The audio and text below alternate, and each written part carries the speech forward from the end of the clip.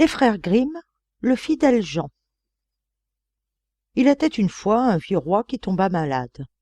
Sentant qu'il allait mourir, il fit appeler le fidèle Jean. C'était son plus cher serviteur, et on le nommait ainsi parce que toute sa vie il avait été fidèle à son maître. Quand il fut venu, le roi lui dit : « Mon fidèle Jean, je sens que ma fin s'approche.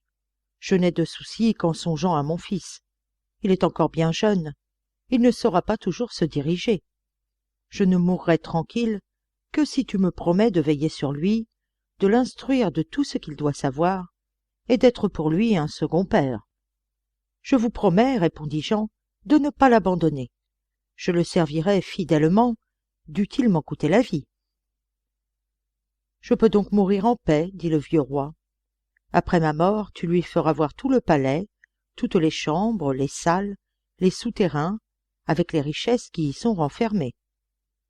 Seulement, tu ne le laisseras pas entrer dans la dernière chambre de la grande galerie, où se trouve le portrait de la princesse du Dôme d'Or.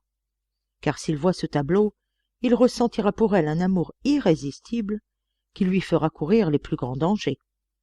Tâche de l'en préserver. » Le fidèle Jean réitéra ses promesses, et le vieux roi, tranquillisé, posa sa tête sur l'oreiller et expira. Quand on eut mis le vieux roi au tombeau, Jean raconta au jeune successeur ce qu'il avait promis à son père au lit de mort. « Je le tiendrai, ajouta-t-il, et je vous serai fidèle comme je l'ai été à votre père, dût-il m'en coûter la vie. » Après que le grand deuil fut passé, Jean dit au roi : « Il est temps que vous connaissiez votre héritage. Je vais vous faire voir le palais de votre père. » Il le conduisit partout, de haut en bas, et lui fit voir toutes les richesses qui remplissaient les splendides appartements, en omettant seulement la chambre où était le dangereux portrait. Il avait été placé de telle sorte que, lorsqu'on ouvrait la porte, on l'apercevait aussitôt, et il était si bien fait qu'il semblait vivre et respirer, et que rien au monde n'était si beau ni si aimable. Le jeune roi vit bien que le fidèle Jean passait toujours devant cette porte sans l'ouvrir, et lui demanda pourquoi. « C'est, répondit l'autre, parce qu'il y a dans la chambre quelque chose qui vous ferait peur. »« J'ai vu tout le château, dit le roi. Je veux savoir ce qu'il y a ici. » Et il voulait l'ouvrir de force. Le fidèle Jean le retint encore et lui dit : « J'ai promis à votre père, à son lit de mort, de ne pas vous laisser entrer dans cette chambre.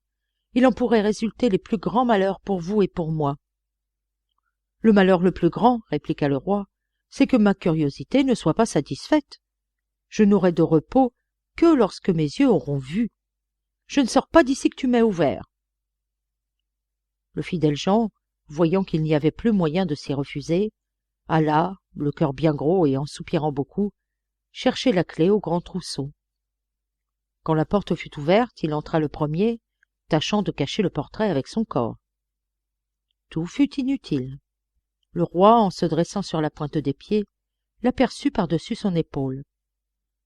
Mais en voyant cette image de jeune fille si belle et si brillante d'or et de pierreries, il tomba sans connaissance sur le parquet. Le fidèle Jean le releva et le porta sur son lit tout en murmurant : « Malheur est fait, grand Dieu, qu'allons-nous devenir ?» Et il lui fit prendre un peu de vin pour le réconforter. Le premier mot du roi, quand il revint à lui, fut pour demander quel était ce beau portrait. « C'est celui de la princesse du Dôme d'Or, » répondit le fidèle Jean. « Mon amour pour elle est si grand, » continua le roi, « que, si toutes les feuilles des arbres étaient des langues, elle ne suffirait pas à l'exprimer. Ma vie tient désormais à sa possession. Tu m'aideras, toi qui es mon fidèle serviteur. » Le fidèle Jean réfléchit longtemps à la manière dont il convenait de s'y prendre, car il était difficile même de se présenter devant les yeux de la princesse. Enfin, il imagina un moyen et dit au roi : « Tout ce qui entoure la princesse est d'or, chaises, plats, tables, gobelets, meubles de toute espèce. Vous avez 5 tonnes d'or dans votre trésor.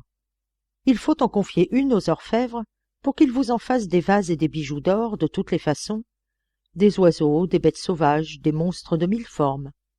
Tout cela doit plaire à la princesse. Nous nous mettrons en route avec ce bagage, et nous tâcherons de réussir. » Le roi fit venir tous les orfèvres du pays, et ils travaillèrent nuit et jour jusqu'à ce que tout fût prêt.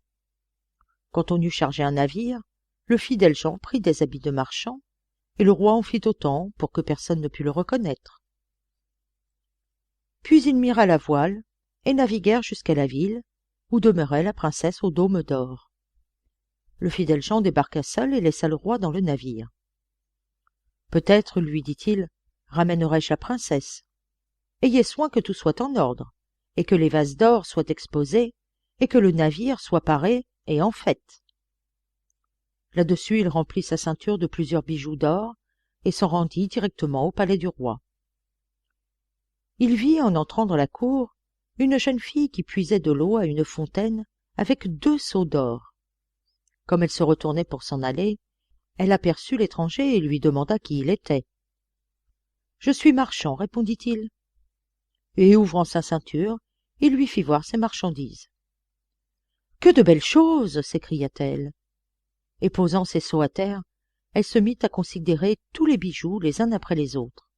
« Il faut, dit-elle, que la princesse voie tout cela. Elle vous l'achètera, elle qui aime tant les objets d'or. » Et, le prenant par la main, elle le fit monter dans le palais, car c'était une femme de chambre. La princesse fut ravie de voir les bijoux, et elle dit « Tout cela est si bien travaillé que je l'achète. » Mais le fidèle Jean répondit « Je ne suis que le serviteur d'un riche marchand. Tout ce que vous voyez ici n'est rien auprès de ce que mon maître a dans son navire. Vous y verrez les ouvrages les plus beaux et les plus précieux. » Elle voulait se les faire apporter, mais il dit « Il y en a trop, il faudrait trop de temps et trop de place. Votre palais n'y suffirait pas. » Sa curiosité n'en était que plus excitée, et enfin elle s'écria « Eh bien, conduis-moi à ce navire. Je veux aller moi-même voir les trésors de ton maître. » Le fidèle Jean la mena, tout joyeux, au navire, et le roi, en la voyant, la trouva encore plus belle que son portrait. Le cœur lui en bondissait de joie. Quand elle fut montée à bord, le roi lui offrit la main. Pendant ce temps-là, le fidèle Jean, qui était resté derrière, ordonna au capitaine de lever l'ancre à l'instant et de fuir à toute voile. Le roi était descendu avec elle dans la chambre et lui montrait, une à une, toutes les pièces de la vaisselle d'or, les plats, les coupes, les oiseaux, les bêtes sauvages et les monstres. Plusieurs heures se passèrent ainsi, et pendant qu'elle était occupée à tout examiner, elle ne s'apercevait pas que le navire marchait. Quand elle eut fini, elle remercia le prétendu marchand et se disposa à retourner dans son palais. Mais, arrivée sur le pont, elle s'aperçut qu'elle était en pleine mer, bien loin de la terre, et que le navire cinglait à pleine voile. « Je suis trahie !» s'écria-t-elle dans son effroi. « On m'emmène. Être tombée au pouvoir d'un marchand, j'aimerais mieux mourir. » Mais le roi lui dit en lui prenant la main « Je ne suis pas marchand, je suis roi, et d'une aussi bonne famille que la vôtre. Si je vous ai enlevé, par ruse, ne l'attribuez qu'à la violence de mon amour. Il est si fort que, quand j'ai vu votre portrait pour la première fois, j'en suis tombée sans connaissance à la renverse. » Ces paroles consolèrent la princesse. Son cœur en fut touché, et elle consentit à épouser le roi. Pendant qu'il naviguait en pleine mer, le fidèle Jean, étant assis un jour à l'avant du navire, aperçut dans l'air 3 corneilles qui vinrent se poser sur lui. Il prêta l'oreille à ce qu'elles se disaient entre elles, car il comprenait leur langage. « Eh bien, disait la première, il emmène la princesse du dôme d'or. »« Oui, répondit la seconde, mais il ne la tient pas encore. »« Comment ? Fit la troisième. Elle est assise près de lui. »« Qu'importe, reprit la première. Quand ils débarqueront, on présentera au roi un cheval roux. Il voudra le monter, mais s'il le fait, le cheval s'élancera dans les airs avec lui, et on n'aura plus jamais de leurs nouvelles. »« Mais, dit la seconde, n'y a-t-il donc aucune ressource ? » ?»« Il y en a une, dit la première. Il faut qu'une autre personne s'élance sur le cheval, et que, saisissant dans les fontes un pistolet, elle le turoide. On préserverait ainsi le roi. Mais qui peut savoir cela? Et encore, celui qui le saurait et le dirait serait changé en pierre depuis les pieds jusqu'aux genoux. La seconde corneille dit à son tour. je sais quelque chose de plus encore. En supposant que le cheval soit tué, le jeune roi ne possédera pas encore sa fiancée.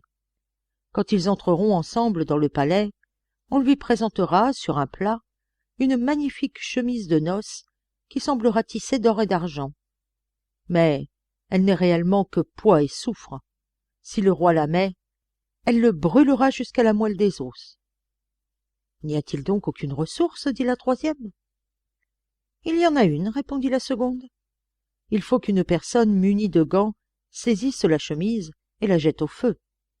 La chemise brûlée, le roi sera sauvé. Mais à quoi sert cela? Celui qui le saurait et le dirait se verrait changé en pierre depuis les genoux jusqu'au cœur. La troisième corneille ajouta. Je sais quelque chose de plus encore. En supposant la chemise brûlée, le jeune roi ne possédera pas encore sa femme. S'il y a un bal de noces et que la jeune reine y danse, elle s'évanouira tout d'un coup et tombera comme morte. Et elle le sera réellement si quelqu'un ne la relève pas aussitôt et ne lui suce pas sur l'épaule droite 3 gouttes de sang qu'il crachera immédiatement. Mais celui qui saurait cela et qui le dirait serait changé en pierre de la tête aux pieds. Après cette conversation, les corneilles reprirent leur vol. Le fidèle Jean, qui avait tout entendu, resta depuis ce temps triste et silencieux. Se taire, c'était le malheur du roi, mais parler, c'était sa propre perte. Enfin, il se dit à lui-même, « Je sauverai mon maître, dût-il m'en coûter la vie. » Au débarquement, tout se passa comme la corneille l'avait prédit. Un magnifique cheval roux fut présenté au roi. « Eh bien, dit-il, je vais le monter jusqu'au palais. » Il allait l'enfourcher quand le fidèle Jean, en passant devant lui, s'élança dessus, tira le pistolet des fontes et étendit le cheval roi de mort. Les autres serviteurs du roi, qui n'aimaient guère le fidèle Jean, s'écrièrent qu'il fallait être fou pour tuer un si bel animal que le roi allait monter. Mais leur roi leur dit « Taisez-vous, laissez-le faire. C'est mon fidèle, il a sans doute ses raisons pour agir ainsi. » Ils arrivèrent au palais, et dans la première salle, la chemise de noces était posée sur un plat. Il semblait qu'elle fût d'or et d'argent. Le prince alla y toucher, mais le fidèle Jean le repoussa, et la saisissant avec des gants, il la jeta au feu qui la consuma à l'instant même. Les autres serviteurs se mirent à murmurer. « Voyez, disait-il, le voilà qui brûle la chemise de noces du roi. » Mais le jeune roi répéta encore. « Il a sans doute ses raisons, laissez-le faire, c'est mon fidèle. » On célébra les noces. Il y eut un grand bal, et la mariée commença à danser. Dans ce moment, le fidèle Jean ne la perdit pas des yeux. Tout à coup, il lui prit une faiblesse, et elle tomba comme une morte à la renverse. Se voyant sur elle aussitôt, il la releva et la porta dans sa chambre, et là, l'ayant couchée sur son lit, il se pencha sur elle, et lui suça, à l'épaule droite, 3 gouttes de sang qu'il cracha. À l'instant même, elle respira et reprit connaissance. Mais le jeune roi, qui avait tout vu et qui ne comprenait rien à la conduite de Jean, finit par s'encourroucer et le fit jeter en prison. Le lendemain, le fidèle Jean fut condamné à mort et conduit à la potence. Étant déjà monté à l'échelle, il dit « Tout homme qui va mourir peut parler avant sa fin. En aurais-je le droit ?»« Je te l'accorde, dit le roi. »« Eh bien, on m'a condamné injustement et je n'ai pas cessé de t'être fidèle. » Alors il raconta comment il avait entendu, sur la mer, la conversation des corneilles, et comment tout ce qu'il avait fait était nécessaire pour sauver son maître. « Ô mon fidèle Jean, s'écria le roi, je te fais grâce. Faites-le descendre. » Mais au dernier mot qu'il avait prononcé, le fidèle Jean était tombé sans vie. Il était changé en pierre. Le roi et la reine en eurent un grand chagrin. « Hélas, disait le roi, tant de dévouement a été bien mal récompensé. » Il fit porter la statue de pierre dans sa chambre à coucher, près de son lit. Chaque fois qu'il la voyait, il répétait en pleurant. « Hélas, mon fidèle Jean, que ne puis-je te rendre la vie ?» Au bout de quelque temps, la reine mit au monde 2 fils jumeaux, qu'elle éleva heureusement et qui furent la joie de leurs parents.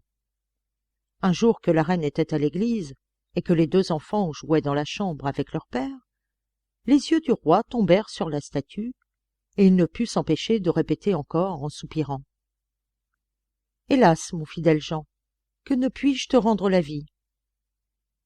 Mais la statue, prenant la parole, lui dit: « Tu le peux, si tu veux y consacrer ce que tu as de plus cher. »« Tout ce que je possède au monde, s'écria le roi, je le sacrifierai pour toi. »« Eh bien, dit la statue, pour que je recouvre l'existence, il faut que tu coupes la tête à tes 2 fils, et que tu me frottes tout entier avec leur sang. » Le roi pâlit en entendant cette horrible condition, mais songeant au dévouement de ce fidèle serviteur qui avait donné sa vie pour lui, il tira son épée, et, de sa propre main, il abattit la tête de ses enfants et frotta la pierre avec leur sang.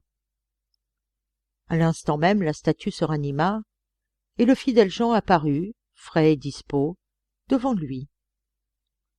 Mais il dit au roi: « Ton dévouement pour moi aura sa récompense. » Et prenant la tête des enfants, il les replaça sur leurs épaules et frotta les blessures avec leur sang.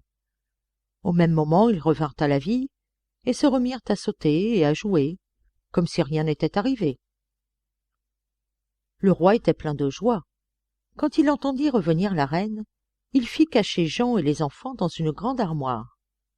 Lorsqu'elle entra, il lui demanda: « As-tu prié à l'église ?»« Oui, répondit-elle, et j'ai constamment pensé au fidèle Jean, si malheureux à cause de nous. »« Chère femme, dit-il, nous pouvons lui rendre la vie, mais il nous en coûtera celle de nos 2 fils. » La reine pâlit et son cœur se serra.